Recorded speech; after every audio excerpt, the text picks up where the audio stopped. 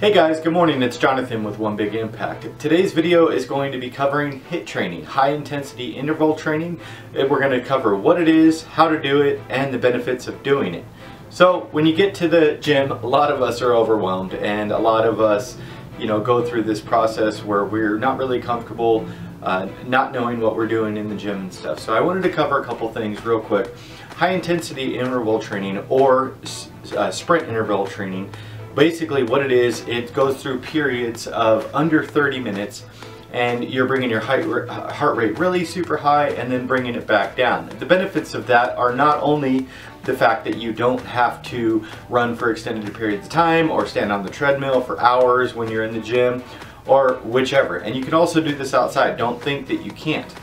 But the other benefits is for the next few days your metabolism is going to be kicked up and you're going to be burning fat and everything. So not only are you going to get the benefit while you're at the gym, but this high intensity interval training actually benefits you in the future as well, which is really nice, and that's why a lot of people like to do it. It kind of kickstarts your program. Now mixed with a good diet or a good meal plan, it definitely is extremely effective. So that being said, let's jump on the treadmill. Okay, so we're out here on the treadmill, and basically what you want to remember is, first and foremost, it's not a race. You're not in a race to lose weight, and it's okay to have competition with friends and stuff like that. But remember, your results are always not going to be the same as somebody else's. So focus on bettering yourself, not necessarily trying to be better than somebody else. You can always model yourself after somebody, but don't try to be somebody, because your body's going to change totally different than other people's. So basically what HIIT training is you're going to bring your body to a very high level as far as your heart rate. So if you can run comfortably at a 9, maybe go just below that and keep your target heart rate between 160 and 170. And you're going to do that for about a minute. So about 60 seconds you're going to run at almost full speed. And then you're going to bring it down to about 30%. Now some people say completely stop. I personally believe that you should keep up the momentum and go from that solid run to a nice calm walk. And why I say that is because you're going to be keeping your heart rate at a nice smooth level rather than you going from a dead stop to a full-on run again. And I don't feel that that shock is good for your body, especially if you're overweight and you're not used to a really intense health or fitness regimen. So you want to definitely go slow, but don't stop completely as far as I'm concerned. Now let's go ahead and turn our treadmill on, and I want to show you basically what this looks like. So do yourself a favor, for about 5 minutes before you start, I want you to not necessarily stretch out, but give it a good brisk walk on the actual treadmill. And the reason you're doing that is you're getting your blood flowing. Whoa, that sucker took off. You're getting your blood flowing, and you don't want to go from doing absolutely nothing to a full-on run. You want to get everything kind of moving around and nice and just relaxed. If you're going to be running, I recommend you do some hip flexor stretching and different things. So you definitely, I would say for me, my fitness level, I run at about, I'm going to walk for a warm-up at about 3.0, which is right there. Nice comfortable walk. Yours may be higher, yours may be lower, depending on your height, your weight, your fitness level. So do that for about 5 minutes. I'm not going to go through that whole thing. I am going to show you what high intensity interval training looks like. So you're going to step off to the sides. If you can, and it's hard, if you can, after you actually do your sprinting, check your target heart rate and don't go everything balls out exactly what you can do, because you want to be careful not to hurt yourself.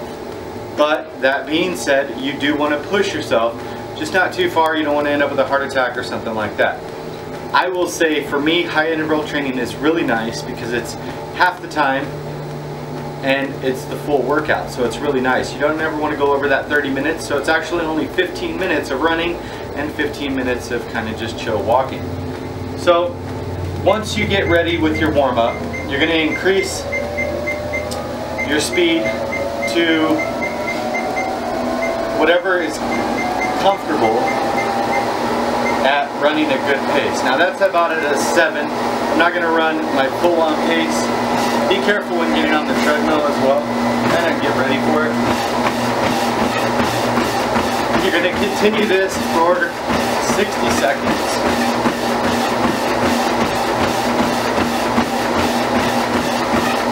Once you hit 60 seconds, I'll go for 30 for the sake of the video.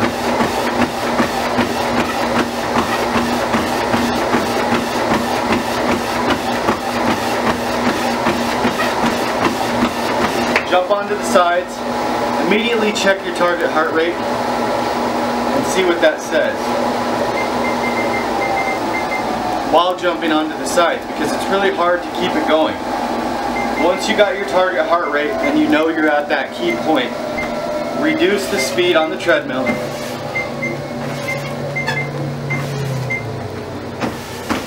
to whatever your walk was for another 60 seconds. So you're jumping from running for 60 seconds and walking for 60 seconds. At the end of your 60 seconds, you want a resting heart rate, roughly. So when you're coming up on your next sprint, within about 15 seconds before that, check your target heart rate and see if it's dropped back to a resting level. If it hasn't, you may need a longer recovery period. You may have to run for 60 seconds and rest for 2 minutes or a minute and a half. But the idea is getting that target heart rate all the way up and dropping it all the way back down. If you're not doing that, you're actually not hitting your high intensity interval training. That's what you need to do. You have to have periods of huge heart rate advances and recovery periods where it balances back out to pretty much resting. It's not always going to reach that completely, but that's kind of what you want to shoot for. I will say afterwards, you're going to realize that you're going to be pushing yourself quite a bit, and it is a very intense workout. So be prepared for that. Make sure you stretch, as I said before. I would try for 30 minutes.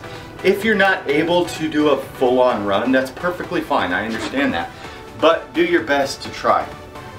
If you guys have any questions about this, hopefully that gave you a good overview of what HIIT training is, high intensity interval training, and it could be done outdoors, indoors. It could be done with a lot of different exercises. If you have questions, please post them in the comment section below.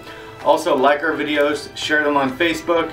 Check out our healthy group. It's called Healthy Living for a Healthy Life on Facebook. We have an amazing family there. Shout out to all my members. You guys have a beautiful day. Thank you, Susan. I got a little Fitbit coming in the mail. I appreciate it, and I'm super excited to see that and to compete against you guys. I think that's what you guys do, is compete against each other. So you guys have a beautiful day, and remember to spread love, not hate. Peace.